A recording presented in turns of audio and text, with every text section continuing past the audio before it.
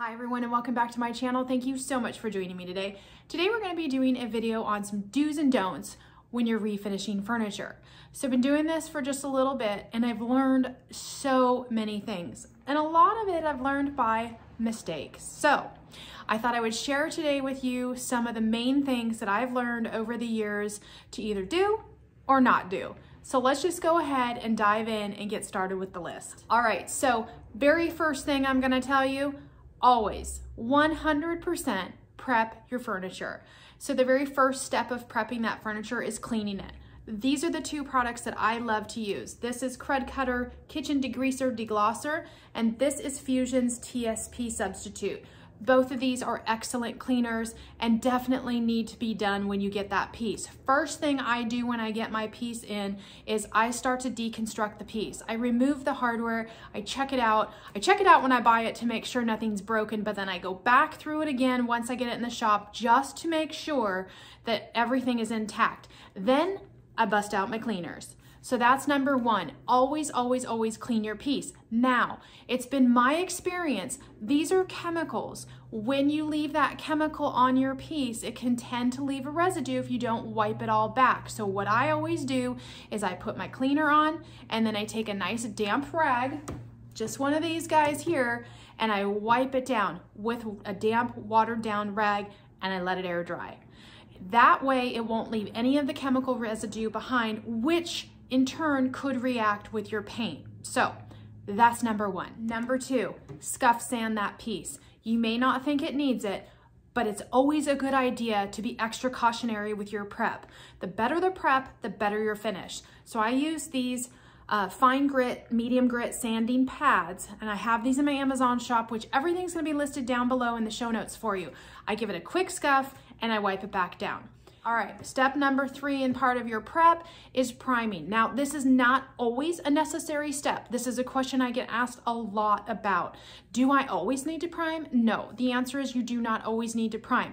Here's what I'm gonna tell you. If you're painting a white or a very light color over a wood such as mahogany, cherry, red oak, golden oak, those can tend to be bleeders and you may want to take that precautionary step and prime, okay? Anytime you have exposed raw wood, so you've had to sand certain areas down to the raw wood, you want to prime so that you make sure you get that nice, even, smooth consistency between your paint coats so that you don't have like that exposed grain and then the nice, smooth manufactured finish. Definitely want to prime then.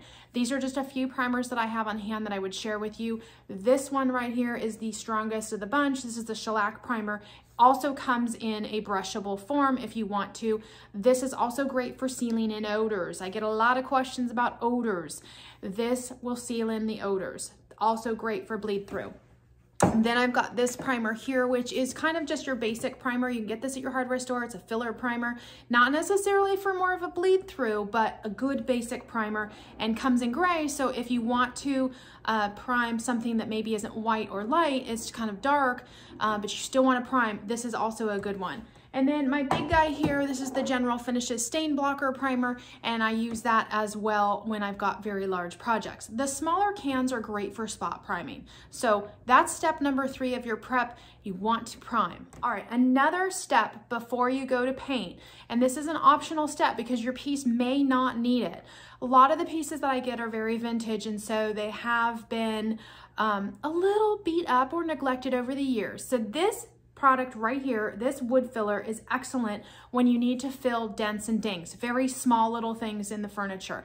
You want to go ahead and do this prior to your painting, prior to your priming even, would be a great idea.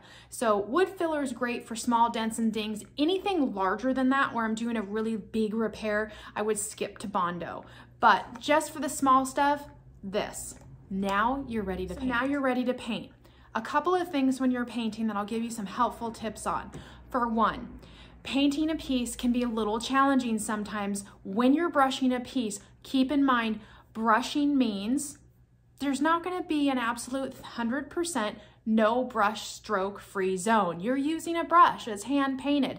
So embrace that a little bit. However, if you're having a little bit of struggle with that paint going on, one of the things that's really helpful to have on hand is a spray/mister bottle. Now, this isn't your normal spray bottle that's going to go ahead and output droplets. It's a very fine spray mist. Okay, so this water mister bottle saves my life every time when I'm brushing a piece. Now, this isn't your standard water bottle. It won't output a bunch of droplets onto your piece, which that's not what you want. You want something like this. It's a very fine mist spray bottle. You're perfectly okay to spray this directly onto your piece, or if you're not comfortable with that, you can spray your brush down. This will 100% help you glide and slide that paint on so much nicer, and it just makes your finish come out that much better.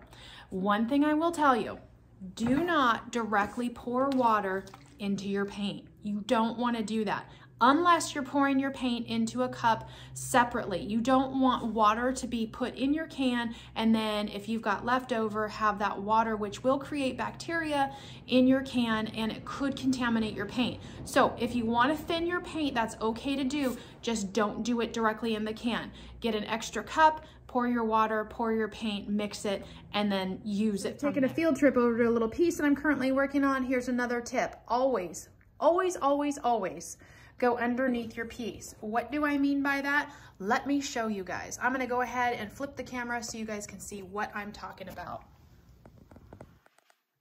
Under there. You always want to paint under there and make sure it looks super finished. All right, so after your piece has been painted, this is a question I get asked a lot.